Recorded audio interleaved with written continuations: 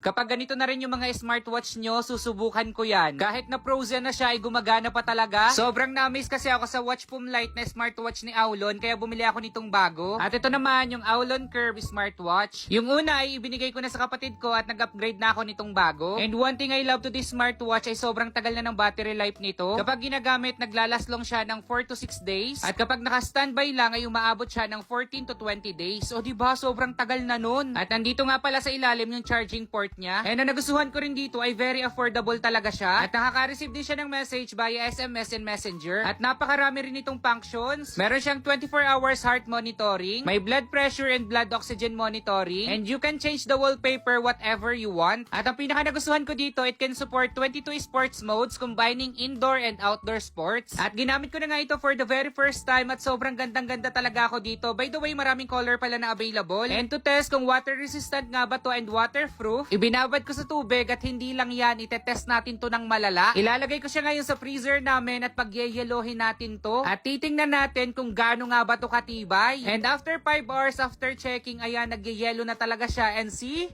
Gumagana pa rin. Oh my God, ang ganda talaga nito. Alam nyo ba, nakita ko lang din yung ganitong test kaya naman napabili ako nito. Bukod sa na-amaze talaga ako, ay naisip ko rin na maglalaslong talaga to sa akin kahit na mabasa. And because of this experiment, ay talaga namang nagustuhan ko siya at talagang ipaglalaban ko to kahit kanino. At kapag ganito na rin yung mga smartwatch nyo, sabihin nyo sa akin at susubukan din natin yan. Kaya naman for me, very recommendable talaga to. Nasa yellow basket na yan, kaya follow me for more. Mahal ko kayo. I love you.